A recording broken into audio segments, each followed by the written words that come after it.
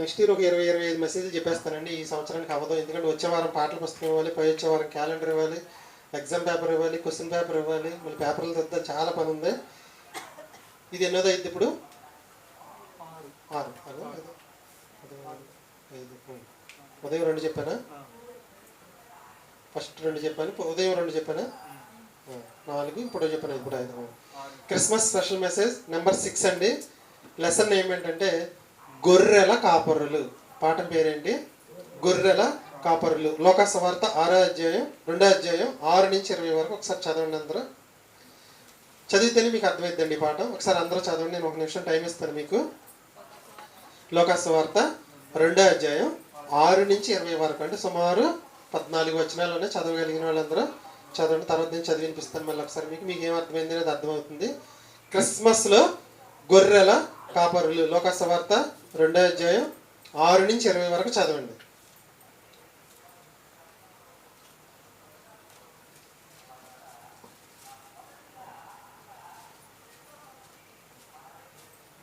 చదువుతూ ఉండండి, నేను చెప్తూ ఉంటాను, ఓకేనా? లోకాసువార్త 2వ అధ్యాయం 6 నుంచి 20 వరకు ఉన్న వచనాలు. పాఠం పేరు క్రిస్మస్లో గొర్రెల కాపరులు. 2వ అధ్యాయం 6వ వచనం చూడండి. వారక్కడ ఉన్నప్పుడు, ఎక్కడున్నారు? వారక్కడ ఉన్నప్పుడు బెత్లెహేము అనబడిన దావీదు ఊరిలో ఉన్నప్పుడు. ఎక్కడ పుట్టాడో అక్కడ. వారక్కడ ఉన్నప్పుడు. ఎక్కడ? పాటలు కూడా పెట్టాను, అందుకే కొంచెం పుల్లు కూడా పోకుండా వచ్చింది పాట అండి. బెత్లెహేము అనబడిన దావీదు ఊరిలో ఉన్నప్పుడు. ఎవరు? మరియా, యోసేపులు. పిల్లడు పుట్టేసేటప్పటికి పుట్టిన తర్వాతేనండి.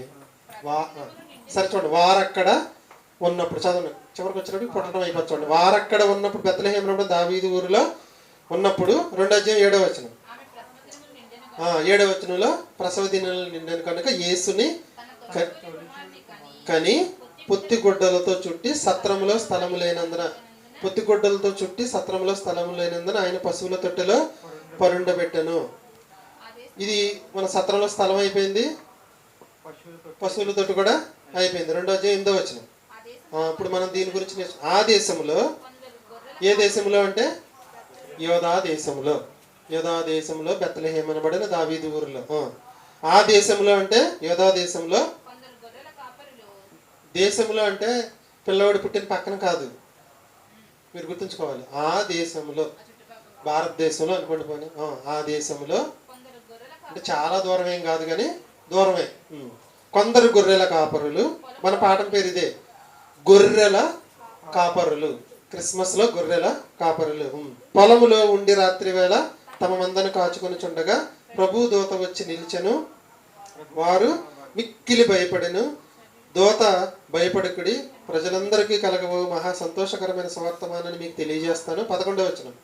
దావీదు పట్టణమందు నేడు రక్షకుడు మీ కొరకు పుట్టి ఉన్నాడు, ఆయన ప్రభు అయిన క్రీస్తు.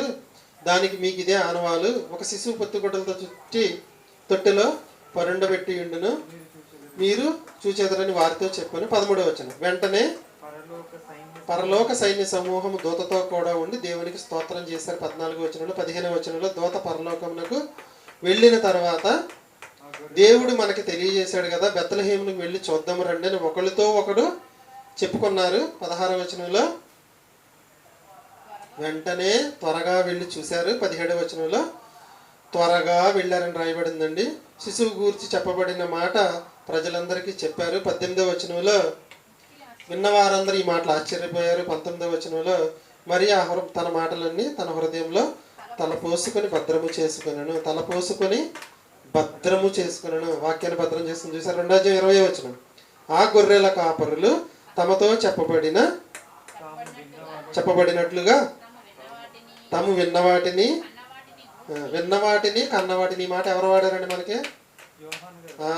శిష్యులందరూ వాడారు. మేము విన్నవాటిని కన్నవాటిని చెప్పకుండా ఉండలేము, మమ్మల్ని చంపినా ఇష్టమే అన్నారు. అదే మాట, విన్నవాటిని కన్నవాటిని గూర్చి దేవుని మహిమపరచుచు స్తోత్రము చేయుచు తిరిగి వెళ్ళిరి. ఇక్కడ స్తోత్రం చేశారు, మహిమపరిచారు. ఎలా మహిమపరిచారు, ఎలా స్తోత్రం చెప్పారంటే దూత ఏదైతే చెప్పిందో అది వచ్చి చెప్పారంటే దేవుని వాక్య ప్రకారం చేయటమే స్తోత్రం చేయటం, మహిమ పరచడం. మన పాఠం పేరండి 2 వరకు 20 వచనాలు చెప్పేశారు. క్రిస్మస్లో గొర్రెల కాపరులు. గొర్రెల కాపరు గురించి మనం నేర్చుకోవాల్సింది ఏంటంటే 2 అధ్యాయం 8 నుంచి 2 అధ్యాయం 20 వరకు సుమారు 12 వచనాలు రాయబడినాయండి. నోవాహు గారు మీ అందరికీ తెలుసు కదా. నోవాహు భార్య మంచిదంటారా చెడ్డదంటారా? ఎంత మంచిదండి, ఒక్క వచనం కూడా రాయలేదండి. కానీ గొర్రెల కాపరుల గురించి ఒక వచనమా 12 వచనాలు రాయబడినాయండి. అమ్మో అంటే ఏదో ఉంది, ఉందా లేదా? ఉంది కాబట్టి రాయించాడు. ఆ రాయించింది ఏంటి ఈరోజు మనం నేర్చుకుందాం. గొర్రెల కాపరులు, దోత కనపడిన గొర్రెల కాపరులు అందరిలాంటి వాళ్ళు కాదు. జాగ్రత్తగా వినండి. మొదటిది, అందరిలాంటి వారు కాదు, దేవునిని గూర్చి తెలిసిన వారే. మనం క్రీస్తు గురించి తెలుసు కాబట్టి ఇప్పుడు మనకు రాత్రి ఏదైనా రాదు, ఒకవేళ ఏదైనా దర్శనం వచ్చినా ఏదైనా చెప్పినా పెద్దగా ఇబ్బంది పడం మనం, అవునా? అలా కాకుండా వేరే దేవతలు ఏదైనా వచ్చేసింది అనుకోండి, కంగారు పడతామా? పడతామండి. ఇప్పుడు ఉదాహరణకి క్రీస్తులో మనకి ఎవరు తెలియనప్పుడు, క్రీస్తు గురించి మనకి ఎవరికి ఏం తెలియదండి. రాత్రి దర్శనంలో మీకు దేవదూత వచ్చి కనపడి చర్చికి వెళ్ళమని చెప్పింది, వెళ్తారా వెళ్ళిపోతారా? వెళ్ళరు. ఏదో పేడకాలు వచ్చి దెయ్యం వచ్చిందంటారు, అంటారా అనరా? దూత వచ్చి చెప్పిన వెంటనే యేసుక్రీస్తుని చూడడానికి ఎందుకు వెళ్ళారు వీళ్ళు? వీళ్ళకి ఎలా తెలుసు? చెప్పిన వెంటనే ఎలా నమ్మేశారు? ఏదో స్పెషాలిటీ ఉంది. అదే ఈరోజు మనం క్రిస్మస్లో గొర్రెల కాపరులు. ఇది 4-5 రోజుల పాటు మీ మైండ్లో మెదులుతానే ఉంటుంది, చాలా జాగ్రత్తగా ఉండండి. క్రిస్మస్లో గొర్రెల కాపరులు అందరిలాంటి వాళ్ళు కాదు, దేవుని గూర్చి తెలిసిన వారు. ఇంకోటి, దేవునికి భయపడేవారు. భయభక్తులు లేనివాడి దగ్గర దూత వచ్చి మాట్లాడుతుందండి. అసలు ఏ క్వాలిఫికేషన్ మరియకి యోసేపుకి ఉన్నాయి, వీళ్ళకి కూడా అయ్యే ఉన్నట్లుగా మనకి కనిపిస్తుంది. దూతతో పాటుగా పరలోక సైన్యం వచ్చి కనపడి ఏంటంటే వాళ్ళకి పెద్ద వెలుగు ఒకటి కనపడింది. ఈ వెలుగు ఒకళ్ళకి కనపడింది. పాత నిబంధనలు ఇంకెవరో చెప్పండి. మోషే గారికి కనపడింది. ఎక్కడ? సినాయి పర్వతం మీద వెలుగు. ఎంత అదృష్టవంతులు చూడండి ఒకసారి. క్రిస్మస్లో గొర్రెల కాపరులు. వీళ్ళు దేవుని యందు విశ్వాసం ఉంచిన వారు, దేవుడి మీద నమ్మకం ఉన్నవారు, దేవుని మీద ప్రేమ కూడా ఉన్నవారు, దేవుడిని దేవుడిగా నమ్మిన వారే ఈ గొర్రెల కాపరులు. మీకు డౌట్ రావచ్చు, 8వ వచనంలో కొందరు గొర్రెల కాపరులు ఆ దేశంలో. ఆ దేశంలో గొర్రెల కాపరులు కొందరులే ఉంటారు, చాలామంది ఉంటారండి. ఇప్పుడు ఈనాడు మన ఊర్లో కానీ చుట్టుపక్కల కానీ మొక్కజొన్న ఊర్రి వేయని వాళ్ళు ఉంటారా? పొలం వాళ్ళందరూ వేసేస్తారు. కానీ ఆనాడు అందరికి సంపద ఏంటంటే గొర్రెలే. ప్రతి ఊళ్ళో, ప్రతి గ్రామంలో, ప్రతి ఇంట్లో కూడా ఉంటే ఉండొచ్చు గొర్రెల కాపరులు, గొర్రెలు కాసేవాళ్ళు. ఆ దేశంలో కొందరు గొర్రెల కాపరులు. ఆ దేశంలో కొందరు ఆ కొందరు ఎవరంటే దేవునికి భయపడేవారు. అందరి లాంటి వారు కాదు, దేవుని మీద విశ్వాసం ఉంచిన వారు, దేవుని మీద నమ్మకం ఉంచిన వారు, దేవుని మీద ప్రేమ ఉంచిన వారు, దేవుణ్ణి దేవునిగా నమ్మి దేవుని కోసం ఎదురు చూస్తున్నవారు. వీరు జ్ఞానం కలిగిన వాళ్ళ, జ్ఞానం లేని వాళ్ళ అంటే? జ్ఞానం ఉందండి వీళ్ళకి. జ్ఞానం అంటే ఏసండి, దేవుడండి. జ్ఞానం ఉందా లేదా అంటే ఉందండి. జ్ఞానం ఉంది కాబట్టి చెప్పిన మాట చెప్పిన అంటే ఈ మొత్తం వచ్చిన మిమ్మల్ని చదివించాను. చెప్పిన వెంటనే గట్టిగా మాట్లాడితే రేత్రి మందన మొత్తాన్ని వదిలిపెట్టేసి వెళ్ళిపోయారండి. ఎవరిని వదిలిపెడతారండి? వదిలిపెడితే ఏమైపోతాయి మందలో? పోతే పోని. పేతురు వీళ్ళందరూ కూడా ఎలా వచ్చేసారు? యేసుక్రీస్తు కనపడి రమ్మని కానీ వాళ్ళు అక్కడ వేసేసి వచ్చేసారు. ఈ గొర్రెల కాపురులు ఏదో స్పెషాలిటీ ఉంది. అదే మనం ఈరోజు పాఠం ద్వారా నేర్చుకుందాం. వీళ్ళలో ఉన్న ప్రత్యేకతలు చెప్పాలంటే మీకు ఉదయం చెప్పినట్లుగా 7 దినాలు సృష్టి చెప్పాను చూసారా, అలాగే వీళ్ళకి కూడా స్టోరీ ఉంది. ఆ స్టోరీ చెప్తాను, కొంచెం వినండి. హాస్పిటల్ ఎదురుగుండా ఏ కొట్టు పెడితే బాగా లాగిద్దండి? ఫ్రూట్ షాపు, కొబ్బరి బండాలు. చెప్పండి, బాగా చెప్తున్నారు. Medical shop, very good. మందుల షాప్ చాలా ఫేవరెట్గా లాగిద్ది. హాస్పిటల్ ముందు, గవర్నమెంట్ హాస్పిటల్ చూసారా, ఎన్ని మెడికల్ షాపులోనండి. ఆ వరుస అక్కడ రింగ్ వరకు ఉంటాయి. ఇంకో 4 పెట్టినా లాగుతాయి. ఓకే, నేను అర్థమైంది కదా మీకు? అలాగే స్కూల్ ముందు, కాలేజీల ముందు ఏది పెడితే బాగా లాగిద్ది? బుక్స్, పెన్స్ షాపు పెడితే బాగా లాగిద్ది. గుడి ముందు ఏ షాప్ పెడితే బాగా లాగిద్ది? కొబ్బరికాయలు, పువ్వులు, బొమ్మలు. బైక్ మెకానిక్ షాప్ ముందు ఏ షాప్ పెడితే బాగా లాగిద్ది? Automobiles, engine oil, spare parts పెడితే బాగా లాగిద్ది. ఇదంతా ఎందుకు చెప్పుకొచ్చానంటే, కోర్టు సెంటర్ ఉంది కదా మనకి. కోర్టు సెంటర్లో డిఈఓ ఆఫీస్లో, వెరీ గుడ్, జిరాక్స్ షాపులు బాగా లాగుతాయి. మనం ఏది వెళ్ళినా కోర్టులకు వెళ్ళగానే ఒక సెట్ జిరాక్స్ తీసుకురా, ఒక సెట్ జిరాక్స్ తీసుకురా, ఒక సెట్ జిరాక్స్ తీసుకురా. జగనన్న టైంలో ఎన్ని జిరాక్స్లు ఇచ్చామని నా ఇంట్లో నుంచి. చంద్రబాబు వచ్చిన తర్వాత ఒక్క జిరాక్స్ అడగలేదండి. అమ్మఒడి వాళ్ళకి అమ్మఒడి పడిపోతుంది, రైతు భరోసా వాళ్ళకి రైతు భరోసా కూడా పడిపోతుంది. మరి తీసుకున్నాయని ఏం చేశారంటారు జిరాక్స్లు? మీకు తెలియదు కానీ ఆంధ్రప్రదేశ్ని తాకట్టు పెట్టేశాడు. గెలిస్తే మాత్రం కృష్ణమాయ పొలం నాకు అమ్మాలన్నా, నా పొలం కృష్ణమాయకి అమ్మాలన్నా ఆయన పర్మిషన్ ఇవ్వాలి. ఎవరో జగన్ గారు అమ్ముకో అంటేనే అమ్ముకోవాలి. పాస్ పుస్తకాలు మీకు పేరు వచ్చేసింది తెలుసు కదా మీకు. మన భూమికి ఆయన ఫోటోతో పాస్బుక్ అంటే ఎవరిది? ఎన్నిసార్లు చంపేసి ఉంటాం 5 ఏళ్ళలో. ఇంకోటండి, పాస్టర్లకు సంబంధించి గుడులకు సంబంధించిన డేటా మొత్తం కలెక్ట్ చేస్తారండి. మొత్తం తీసుకెళ్ళి మోదీ చేతిలో పెట్టేశాడండి. ఇంకా చాలా ఉన్నాయి చెప్పుకుంటే మనం. మరి ఈ చంద్రబాబు కాలంలో ఫింగర్ వేయకుండానే, ఆధార్ కార్డు ఇవ్వకుండానే రైతు భరోసా పడిపోయినాయా? మరి అప్పుడు ఎందుకు పడలేదు? ఏదో జరిగింది. అర్థమైంది కదా? ఎన్నిసార్లు ఇచ్చానండి ఆధార్ కార్డు. ప్రతి చిన్నదానికి ఫింగర్ వేయండి, ఆధార్ కార్డు, ఫింగర్ వేయండి, ఆధార్ కార్డు. కోర్టు షాపుల్లో ఏం పెడితే బాగా లాగుతుందంటే జిరాక్స్ షాపులు బాగా లాగుతాయి. ఎందుకంటారు? ఇది మీకు తెలుసు కాబట్టి. పాత నిబంధన కాలంలో యెరూషలేములో బంగారు దేవాలయం ఉంటుంది. ఎవరు కట్టారు? సొలొమోను గారు.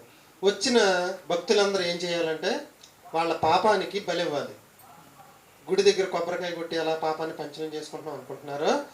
ఆనాటి కాలంలో డబ్బులు ఉన్నవాళ్ళు ఎద్దుని, ఆవుని, పెద్దవాటిని కొనేవాళ్ళు. డబ్బులు తక్కువగా ఉన్నవాళ్ళు మేకను కొని, ఇంకా తక్కువగా ఉన్నవాళ్ళు పూరేరు పెట్టలని, పక్షుల్ని బలి ఇవ్వడానికి కొనుక్కెళ్ళేవాళ్ళు. అంటే గుడి ముందు పెద్ద బిజినెస్ జరుగుతుంది. ఏం బిజినెస్? మేకలు అమ్మేవాళ్ళు ఒక బిజినెస్, పావురాలు అమ్మేవాళ్ళు ఒక బిజినెస్. అంతా మీకు ఒక వచనంలో ఉంటే చూపిస్తాను. ఇంకా మీకు బాగా అర్థం అవ్వాలంటే క్రిస్మస్లో మీటింగ్లు జరిగినప్పుడు బయట ఎక్కువగా ఏం పెడతారంటే, పెద్ద పెద్ద మీటింగ్లు జరిగినప్పుడు బైబిల్ కవర్లో బైబిళ్ళు, కీ చైన్లు, చున్నీలు, తలకు కట్టుకునే గుడ్డలు, స్కార్ఫ్లు అమ్ముతారు. స్టార్టింగ్లో అంటే ఎందుకంటారు? బాగా వ్యాపారం జరిగింది. డీమార్ట్ ముందు పెట్టే వ్యాపారం ఒకటి చెప్పండి. డీమార్ట్ ముందు ఐస్ క్రీము, పాప్కార్న్. డీమార్ట్లో అన్ని వస్తువులు కొన్నా కొనకపోయినా బయటకు వచ్చిన తర్వాత మాత్రం ఐస్ క్రీమ్ కానీ పాప్కార్న్ కానీ తిని, ఇదంతా ఏంటంటే వ్యాపార లక్షణం అండి. ఇదంతా కూడా మీకు తెలిసిందే కాబట్టి ఇంకా ముందుకు చెప్పట్లేదు. హాస్పిటల్ దగ్గర జరిగే బిజినెస్ ఎక్కువగా, హోటల్ ఏమైనా ఎక్కువగా జరిగిద్దండి. ఎందుకంటే దూరం నుంచి వస్తారు కాబట్టి టిఫిన్ బిజినెస్ కూడా జరిగింది, ఫుడ్ బిజినెస్ జరిగిద్ది, మెడికల్ బిజినెస్ కూడా బాగా జరిగిద్ది. సొలొమోను గారు కట్టిన దేవాలయం ఉందండి. ఎడ్లను అమ్మేవాళ్ళు ఎడ్ల కాపరులు, గొర్రెలను అమ్మేవాళ్ళు గొర్రెల కాపరులు, పావురాలను అమ్మేవారు పావురాల కాపరులు, ఇలా రోకలను మార్చేవారు. యేసుక్రీస్తు ప్రభుల వారు యోహాను సువార్త మీరు చూస్తే 2:13-14 ఉంటుంది చూడండి. మా ఎక్కడికి అంటే మీకు ఆధారం చూపిస్తున్నాను. యోహాను సువార్త 2:13-14 వచనాలు. యోహాను సువార్త 2 దేవాలయములో 13-14 వచనాలు. యోహాను సువార్త 2:13-14. సమీపింపగా యేసు యెరూషలేమునకు వెళ్ళి దేవాలయంలో ఎడ్లను, గొర్రెలను ఎందుకు అమ్ముతున్నారు వాళ్ళు? ఈ గుడుల దగ్గర, బడుల దగ్గర ఈ బిజినెస్ ఎలా జరుగుతుందో యెరూషలేము దేవాలయం దగ్గర జరిగే బిజినెస్ ఏంటంటే ఎద్దులను అమ్మేవాళ్ళు, గొర్రెలను అమ్మేవాళ్ళు, మేకలను అమ్మేవాళ్ళు, పావురాలను అమ్మేవాళ్ళు. తర్వాత చూడడం కూడా ఉంది. రోకలు మార్చడం అంటే ఎక్కడెక్కడి నుంచో వస్తారు. ఆ కరెన్సీ వేరు, ఈ కరెన్సీ వేరు. ఆ కరెన్సీ తీసుకుని ఈ కరెన్సీ ఇవ్వడం అనమాట. రోకలు మార్చడం అంటే డబ్బు, మనీ చేంజింగ్ అంటారు. రోకలు మార్చడం. ఎంతమంది ఉన్నారు అక్కడ? ఎక్కడున్నారు? దేవాలయం, యెరూషలేము దేవాలయం ఎదుట ఉన్నారు. వీళ్ళల్లో ఎవరున్నారంటే గొర్రెల కాపరులు కూడా ఉన్నారు. వాళ్ళు ఏం చేసేవాళ్ళు అంటే అక్కడ దగ్గరలో గొర్రెలను పెట్టుకుని, కాయడమేమో దూరంగా కాసుకుని, పిల్లలు పడతాయి కదా, తొలిచూలు పుట్టిన పిల్లలు అంటారు కదా, వాటిని తెచ్చుకుని వాళ్ళకి అమ్ముకుని డబ్బులు సంపాదించుకుంటూ ఉండేవాళ్ళు. డబ్బులు లేని వాళ్ళు ఏం చేసేవాళ్ళు అంటే పావురాల్ని కొనుగోలు చేసి బలిచ్చేవాళ్ళు. కొంతమంది అలా రకరకాలుగా ఈ వ్యాపారం నిమిత్తం కొందరు గొర్రెల కాపరులు మాత్రం అక్కడే దేవాలయం దగ్గరే సమీపంలో మాత్రమే ఉండి బిజినెస్ అనేది చేసుకుంటూ ఉండేవాళ్ళు. అక్కడ తొలిచూలు పుట్టిన వాటికి ఎక్కువ గిరాకీ. దేవుడు తొలిచూలు పుట్టిన బలెమ్మన్నారు. ఇంకోటి పొడలుగా లేనిది, చక్కగా నీట్గా ఉన్నది, అపవిత్రం కాదు, నియమ నిబంధనలు అనగా నియమ నిబంధనల ప్రకారం ఉన్న వాటిని మాత్రం అక్కడ తెచ్చుకునే వాళ్ళు, వ్యాపారం చేసుకునేవాళ్ళు.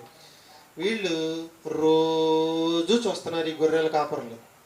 ప్రజలు వస్తున్నారు, కొనుక్కుంటున్నారు, లోనకి తీసుకెళ్ళి బలిచ్చేసి కాల్చేసి బయటకు వస్తున్నారు. అడుగుతారా అడగరా? ఇప్పుడు కనకదుర్గ గుడి ఉంది మనకి విజయవాడలో. లోన ఏం జరిగేది? బయట కొట్లో షాపుల్లో అమ్ముతారు చూసారా మీకు? వాళ్ళకి మొత్తం తెలుసా తెలీదా? తెలుసు, మొత్తం అంతా బిజినెస్ అని వాళ్ళకి తెలుసు. ఇప్పుడు రాట్నాలకు ఉంటుంది, అక్కడ బయట షాపుల్లో మనకు బొమ్మలు అమ్ముతారు చూసారా? లోన ఏం జరిగేది మొత్తం అంతా ఎవరికి తెలుసు అంటే బయట వాళ్ళకి తెలుసు, కొట్టిన వాళ్ళకి అందరికీ తెలుసు మొత్తం బిజినెస్ అని. అలాగే ఇక్కడ కూడా యెరూషలేం దేవాలయం కూడా లోన ఏం జరుగుతుందంటే బిజినెస్ కాదు ఇక్కడ జరిగేది, పాప పరిహారార్థ బలి జరుగుతుంది. ఈ మనిషి పాపం చేశాడు, డబ్బున్నవాడు కాబట్టి ఎద్దుని తీసుకెళ్ళి బలిస్తున్నాడు. ఈ మనిషి తీసుకెళ్ళి గొర్రెనిస్తున్నాడు, ఈ మనిషి తీసుకెళ్ళి పావురం, అంటే పాపానికి బలి ఉంది. వీళ్ళు బయటకు వచ్చినప్పుడు మాట్లాడుకోరంటారా?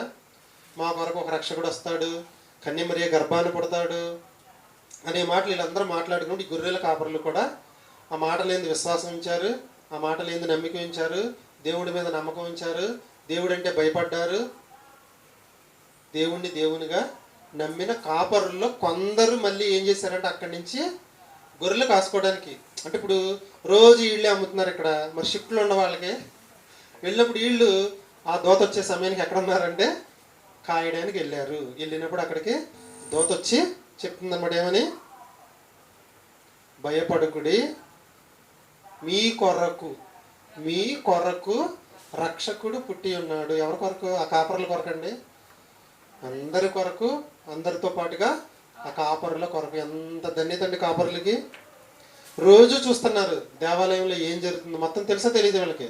మొత్తం తెలుసు. పాప పరిహారం కోసం వారు జంతువుల్ని బలిస్తున్నారని అర్థమైంది, పాపానికి బలి అవసరమని కూడా వాళ్ళకి అర్థమైంది. గొర్రెల కాపురంలో కొందరు మందను రాత్రి వేళ కాయిచుండగా వారికి ఒక అవగాహన అనేది ఉంది. దేవుడు ఉన్నాడు, దేవదూతలు ఉన్నాయి, దేవదూతల సమాచారాన్ని తీసుకొస్తే మాట్లాడితే అనే అవగాహన ఉంది. చూసిన వెంటనే భయపడ్డారు తప్పితే ఎదురేమన్నా చెప్పారండి? ఏం చెప్పరు. పల్లె మాట మాట్లాడి జాగ్రత్తగా విన్నారు. విన్న తర్వాత ఒకళ్ళు మాట్లాడుకున్నారు. అందరూ కలిసి త్వరగా అన్నిటిని వదిలిపెట్టేశారు. ఆ శిశుని చూడడానికి వెళ్ళారు. వెళ్ళిన తర్వాత సైలెంట్గా ఇంటికి రాలా, కన్నవాటిని విన్నవాటిని వాళ్ళందరికీ కూడా ఏం చేశారంటే ప్రకటించారంటే ఏం చేసినట్టు? సువార్త అనేది చేసినట్టు. క్రిస్మస్లో గొర్రెల కాపరుల పాత్ర చాలా ఉందండి. గొర్రెల కాపరులు మహాజ్ఞానులు కదా, దేవాలయంలోనికి వెళ్ళకపోయినా వాళ్ళు వచ్చి బయట మాట్లాడుకునే మాటల ద్వారా ఎవరి మీద నమ్మకం ఉంచారంటే దేవుని మీద. 2:8 ఇప్పుడు చూడండి, బాగా అర్థమైంది మీకు. వాళ్ళకి దేవుడి గురించి అవగాహన ఉంది, దేవదూతల గురించి అవగాహన ఉంది, పాప పరిహారార్థ బలి గురించి కూడా అవగాహన అనేది ఉంది. లోకాసువార్త 2:8 ఆ దేశంలో కొందరు గొర్రెల కాపరులు, కొందరి యొద్దకే దూత వచ్చి నేడు రక్షకుడు పుట్టాడు అని చెప్పిన వెంటనే మాకేం అర్థం అవట్లేదని ఏమైనా అన్నారండి? అంటే వీళ్ళకి కూడా రక్షకుడు పుడతాడనే అవగాహన అనేది ఉంది. ఇదే మీకు ఆనవాలు. మీకు ఆనవాలు కూడా చెప్తుందంటే వీళ్ళు టెస్ట్ చేసుకోండి కావాలంటే. వీళ్ళు ఇదే మీకు ఆనవాలు, రక్షకుడు పుట్టాడు అనగా వీళ్ళు బిత్రమొహం ఏమి వేయలే. బిత్రమొహం అంటే ఏమీ తెలియనట్టుగా మొహం పెట్టారా?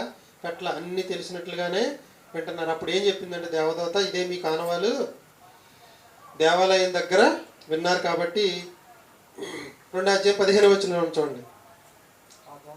ఆ దూతలు తమ యొద్ద నుండి వెళ్ళిన తరువాత ఆ గొర్రెల కాపరులు జరిగిన ఈ కార్యమును అబ్బో, ఎంత జ్ఞానులు అండి! దూతలు వచ్చి చెప్పారంటున్నారా? దేవుడు ఈ కార్యాన్ని మనకు తెలియజేశాడని దేవుని గుర్తు చేసుకుంటున్నారు చూడండి అందరూ. అంటే దేవుడి గురించి తెలుసా, దేవదూతల గురించి తెలుసా? తెలుసు. క్రిస్మస్లో గొర్రెల కాపరులు, క్రిస్మస్లో గొర్రెల కాపరులు ఎంత జ్ఞానవంతులు ఒకసారి ఆలోచించండి. వీళ్ళకి ఏం తెలుసు అంటే పాపం గురించి తెలుసు, బలి గురించి తెలుసు, రక్షకుడి గురించి తెలుసు, రక్షకుడు పుడతాడని కూడా తెలుసు, ఆయన అందరి కోసం బలి అవుతాడని కూడా తెలుసు. అన్ని విషయాలు తెలిసిన వారికి వెంటనే మాటను స్వీకరిస్తారు. మీకు బాగా తెలియాలంటే క్రీస్తు 2వ రాకడ గురించి దూత ఎవరి దగ్గరికి వెళ్ళి చెప్పిందండి?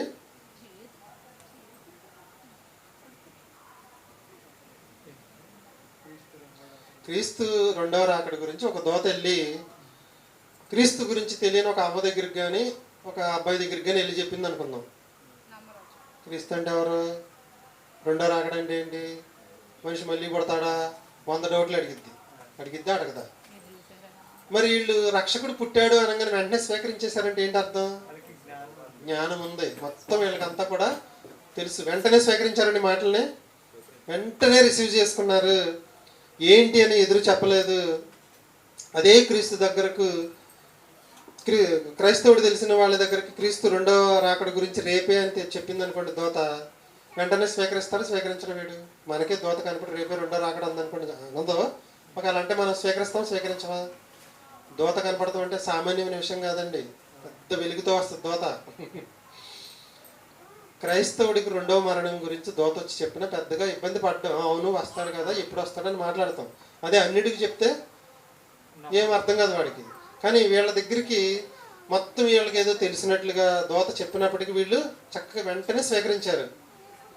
క్రీస్తు అంటే ఎవరు, రక్షకుడు అంటే ఎవరు అని ఏం పళ్ళు మాట్లాడి ఏమీ మాట్లాడకుండా చక్కగా స్వీకరించడం అనేది జరిగింది. కాబట్టి దేవుడు ఏం చేశాడంటే అన్నీ తెలిసిన గొర్రెల కాపరుల దగ్గరకే వెళ్ళి సమాచారం చెప్పడం అనేది జరిగింది. వారికే మొదట తెలియజేశాడండి. ఎవరికి? గొర్రెల కాపరులకి. ఆ మైక్ సౌండ్ నాకు మైండ్ వచ్చి ఇది పోతుంది, అందుకనే ఫ్యాన్ వేసి అది కూడా రికార్డ్ అయిపోద్ది, అందుకని ఫ్యాన్లో ఉంటే రికార్డ్ అవ్వదు. అలాగే అన్నీ తెలిసిన గొర్రెల కాపరులకు మాత్రం ఈ విషయం తెలియడం అనేది, వీళ్ళైతే ఈజీగా రిసీవ్ చేసుకుంటారని వీరికి మాత్రమే తెలియజేయడం అనేది జరిగింది. గొర్రెల కాపరుల ద్వారా మనం నేర్చుకోవాల్సిన 4 ప్రాముఖ్యమైన విషయాలు ఏంటంటే, వాళ్ళలో ఉన్న 4 ప్రత్యేకమైన లక్షణాలు ఏంటంటే, గొర్రెల కాపరికి ఏం తెలుసు అంటే గొర్రె గురించి తెలుసండి. గొర్రె ఏం తింటది, ఎలా ఉంటుంది, దాని లక్షణాలు ఏంటి, దాన్ని బలి ఇవ్వటం అంటే ఏంటి, మొత్తం విషయాలన్నీ కూడా ఎవరికి తెలుసు అంటే గొర్రెల కాపరులకి బాగా తెలుసు. యేసుక్రీస్తుని కూడా దేంతో పోల్చారు అంటే గొర్రెగా పోల్చారు, గొర్రె కాపరిగా కూడా పోల్చారు. మనకు అర్థం అవడానికి వారితోనైతే వెళ్ళి చక్కగా ప్రకటిస్తారని వాళ్ళని దేవుడు ఎన్నుకోవడం అనేది జరిగింది. అలానే వెళ్ళి ప్రకటించారు. దేవుడు కూడా మనల్ని నమ్మి మనకు క్రీస్తు గురించి తెలియజేశాడు. వాళ్ళకి గొర్రెల కాపరులకి ఎవరి గురించి తెలియజేశాడంటే క్రీస్తు గురించి. వీళ్ళైతే ఖచ్చితంగా వెళ్ళి అక్కడ ఉన్న ప్రజలందరికీ ప్రకటిస్తాడని నమ్మకంతో చెప్పారు. క్రీస్తుని గురించి కూడా దేవుడు మనకెందుకు తెలియజేశాడంటే మనం కూడా కొందరికి క్రీస్తు గురించి తెలియజేస్తామని దేవుడు నమ్మి మనకు చెప్పడం అనేది జరిగింది. క్రీస్తులోనికి, దేవునిలోనికి మనల్ని ఎందుకు పిలిచాడు అంటే విశ్రాంతిని ఇవ్వడానికి, హెచ్చింపబడడానికి, ఆశీర్వాదం ఇవ్వడానికి, మనం ప్రకటించడానికి. ఈ 4 పనులు ఉన్నాయండి. మనం క్రీస్తులోనికి వచ్చామంటే ప్రకటన అనే ఒకటే మాత్రం మనుషులు ఉంటున్నారు, కానీ మనందరికి కూడా విశ్రాంతిని ఇవ్వడానికి, మనల్ని హెచ్చించడానికి, మనల్ని ఆశీర్వదించడానికి, దాంతోపాటుగా మనం ప్రకటించడానికి, క్రీస్తులోనికి మనల్ని, వాక్యంలోనికి దేవుడు మనం పిలవడం అనేది జరిగింది. గొర్రెల కాపరులు ఎందుకు ఎన్నుకున్నాడని మొదటి కారణం, వాళ్ళైతే ఖచ్చితంగా వెళ్ళి ప్రజలకు ప్రకటిస్తారు, మరి కూడా విషయాన్ని చెప్తారని. రెండో కారణం అండి, యోహాను సువార్త 1:29. 1:29 బాప్తిస్మ ఇచ్చే యోహాను గారు ఏమంటున్నారంటే లోక పాపమును మోసుకొని పోవు దేవుని గొర్రె పిల్ల. లోక పాపములను మోసుకొని పోవు దేవుని గొర్రె పిల్లని ఎవరంటున్నారు? బాప్తిస్మ ఇచ్చే యోహాను గారు అంటున్నారు. మీరు ప్రతి ఒక్కరి పాపము అక్కడ గొర్రె పిల్లని బలి ఇవ్వటం అనేది వీళ్ళు చూస్తున్నారు. వీళ్ళకి ఈజీగా అర్థమైంది ఏమని, మనందరి కొరకు రక్షకుడు వచ్చాడంటే అర్థం ఏంటి, త్వరలో ఈయన మనందరి కోసం బలి అవుతున్నాడని అర్థం చేసుకుంటారని వాళ్ళని పిలవడం అనేది జరిగింది. పాపుల నిమిత్తం దేవుని యొక్క గొర్రె పిల్ల. పాపుల నిమిత్తం 2:18 చూడండి, మీకు అర్థమైంది బాగా. లోకసువార్త 2:18.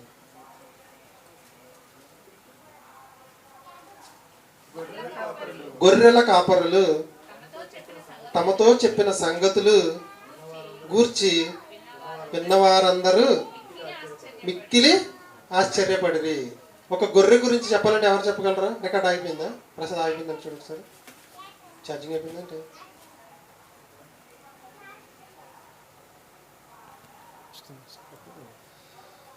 ఒకసారి అక్కడ కూర్చోట్లేదు, ఇబ్బందిగా ఉందా? ఆకుండా ఉంటుంది. గొర్రె గురించి ఎవరు చెప్పగలరు బాగా?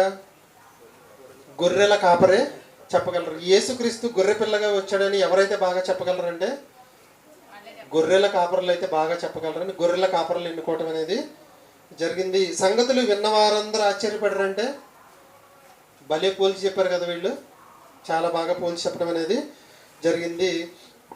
శిష్యుల్ని యేసుక్రీస్తు వారు ఎన్నుకున్నప్పుడు అన్న మాట ఏంటి? మిమ్మల్ని మనుష్యులను పట్టు జాలరులుగా చేస్తానండి. మనుషులను పట్టు జాలరులుగా చేయాలంటే ఎవరు కావాలి? వీళ్ళకి జాలరులే కావాలి. అర్థమైంది నేను చెప్పింది మీకు. గొర్రె పిల్ల గురించి చెప్పాలంటే ఎవరు కావాలి? గొర్రెల కాపరులే కావాలి. మనుషులను బట్టి జాలరులుగా చేయాలి అంటే జాలరులే కావాలి. కాబట్టి వాళ్ళని ఎన్నుకోవటం అనేది జరిగింది. కాబట్టి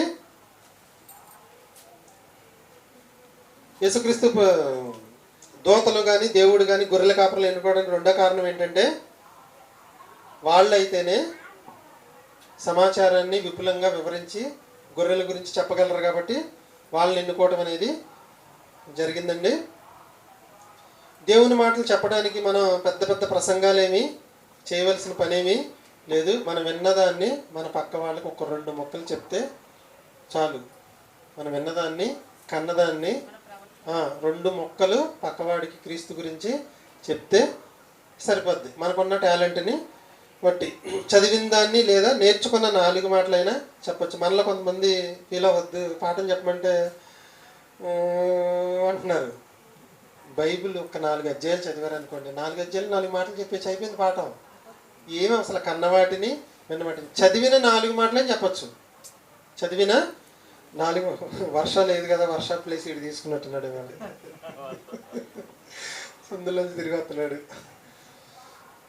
కన్నవాటిని విన్నవాటిని అవసరం లేదు, కానీ చదివిన 4 మాటలు భర్తకు భార్య, భార్యకు భర్త, పిల్లలకో లేదంటే పక్క వాళ్ళకి ఎవరో ఒకరికి 2 మాటలు చెప్పాలి. చెప్పాలి అంటే ఇప్పుడు కనడం వినడం కుదరదు.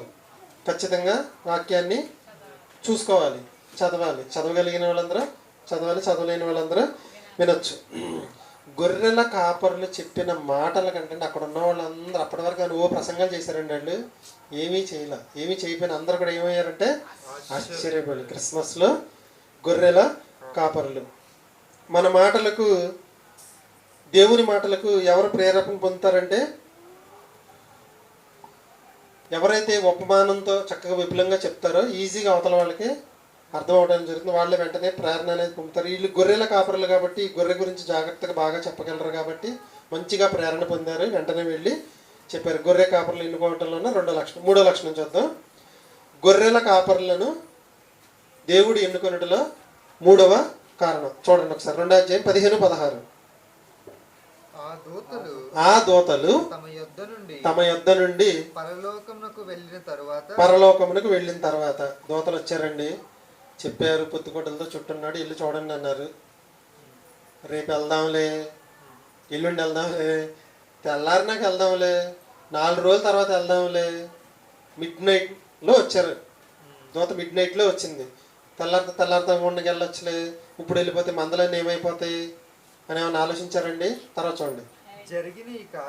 జరిగిన ఈ కార్యము ప్రభువు మనకు తెలియజేశాడు.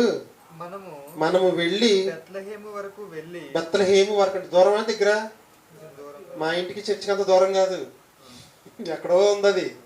బెత్లెహేము వరకు వెళ్ళి చూతుము రండని ఒకనితో ఒకడు చెప్పుకొని జరిగిన మొత్తాన్ని కూడా ఒకనితో ఒకడు మాట్లాడుకున్నారు. అంటే అర్థం ఏంటంటే ఒకళ్ళు ఏం చేసుకున్నారంటే పురుకొల్పుకున్నారు. వెళ్దాం వెళ్దాం వెళ్దాం వెళ్దాం వెళ్దాం అని. 16వ వచనం.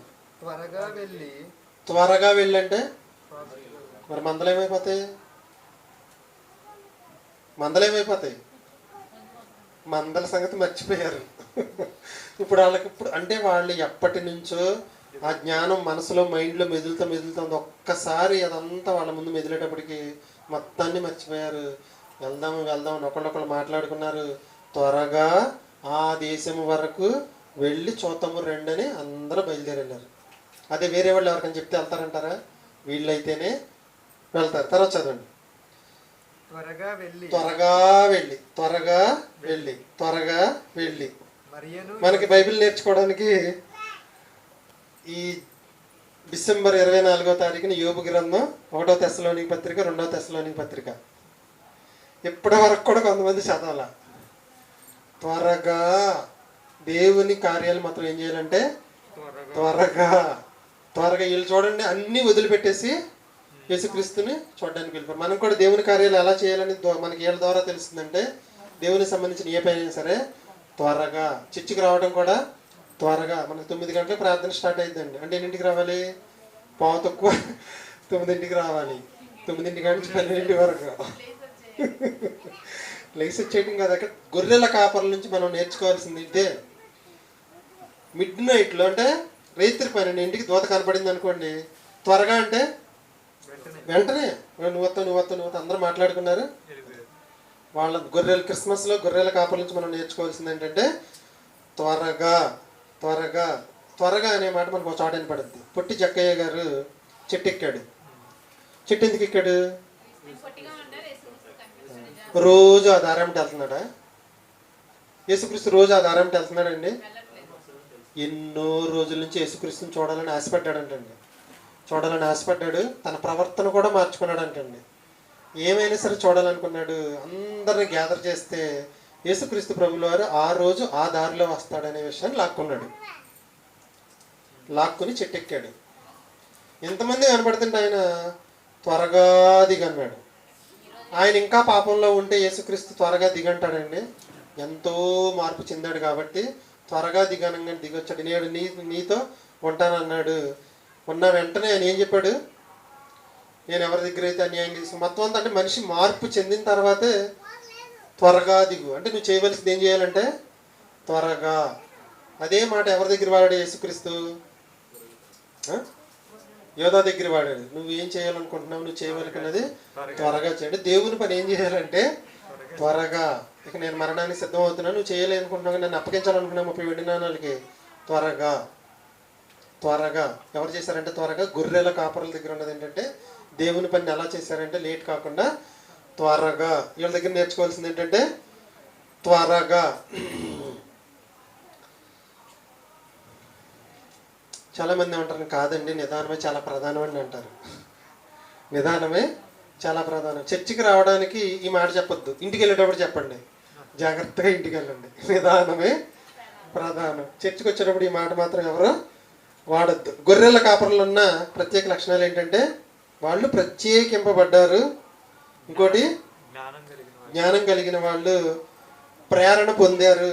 మూడోది ఏంటంటే ఏదైతే ప్రేరణ పొందారో దాన్ని త్వరగా చేశారు. నాలుగోదండి, 4వ మాట 2వ అధ్యాయం 17-20 వచనాలు.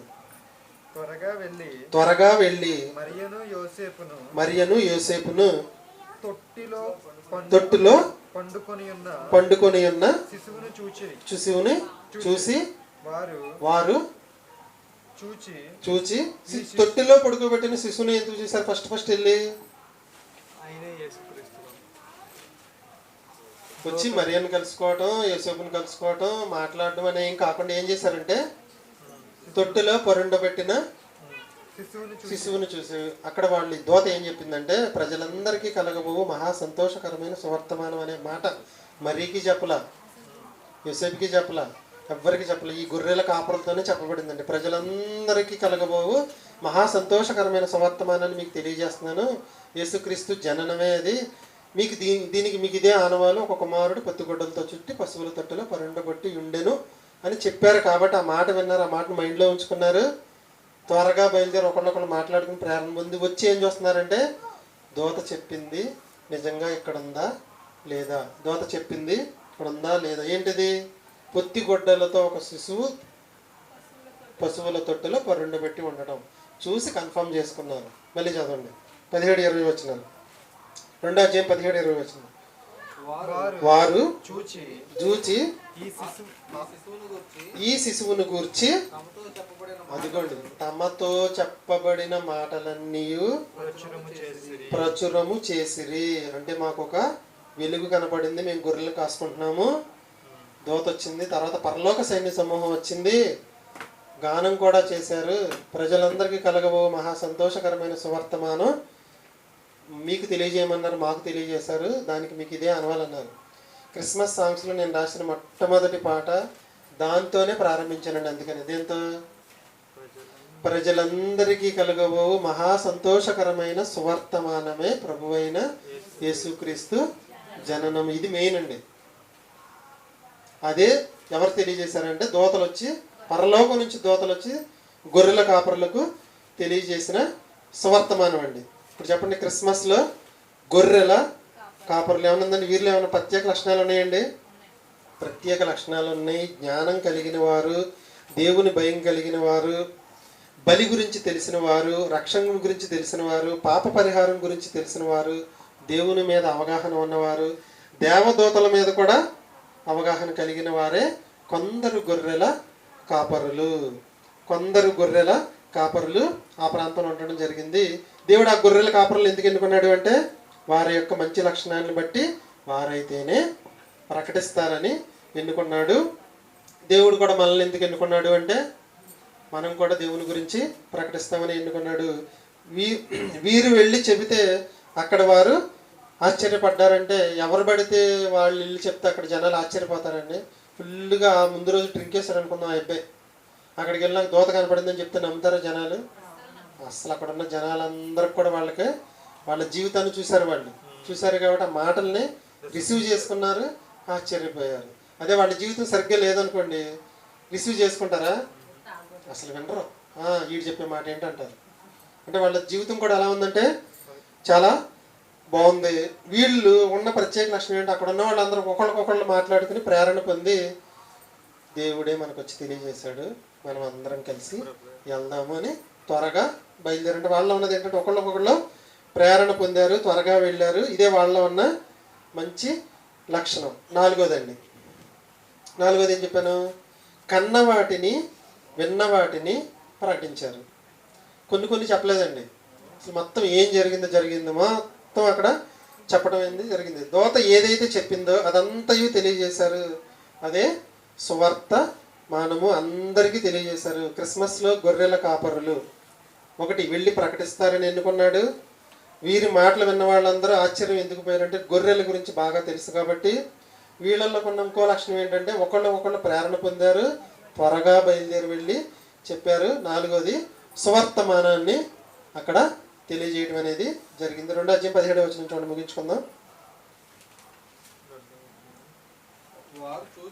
వారు చూచి ఈ శిశువును గూర్చి తమతో చెప్పబడిన మాటలు ప్రచురము చేశారు. ప్రచురం చేయటం అంటే చెప్తూనే ఉన్నారని అర్థమా?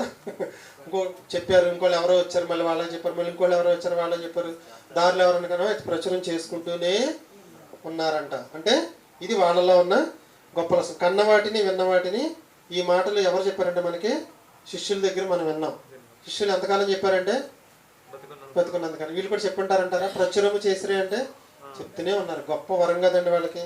క్రిస్మస్లో గొర్రెల కాపరుల ప్రత్యేక లక్షణాలు ఏంటండి? వీళ్ళు అందరిలా కాకుండా ప్రత్యేకంగా బ్రతుకుతున్న వాళ్ళు, దేవునికి భయపడుతున్నవారు. దేవుడు వీళ్ళు ఎన్నుకున్నాడు అంటే ఖచ్చితంగా వెళ్ళి ప్రకటిస్తారని ఎన్నుకున్నాడు. అలాగే దేవుడి చేత దేవుడి మాటలకి ప్రేరేపింపబడిన వారు, త్వరగా వెళ్ళి దేవుని పని చేసిన వారు, కన్నవాటిని విన్నవాటిని ప్రకటించిన వారు, వీళ్ళే క్రిస్మస్లో గొర్రెల కాపర్లు. వీళ్ళ స్పెషాలిటీ ఉందండి లేదా? ఎంతో స్పెషాలిటీ ఉందండి.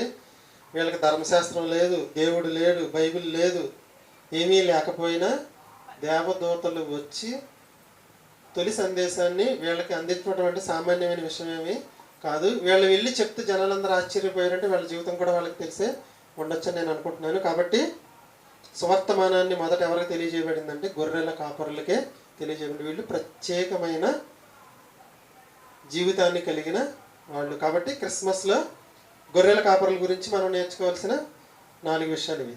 ఓకేనండి. ఇంకా మిగిలిన మెసేజ్ మనం వచ్చే ఆదివారం చూద్దాం. మనం వేరే టాపిక్లోకి వెళ్ళిపోదాం. క్రితం ఆదివారం చెప్పుకున్న టాపిక్ ప్రశ్న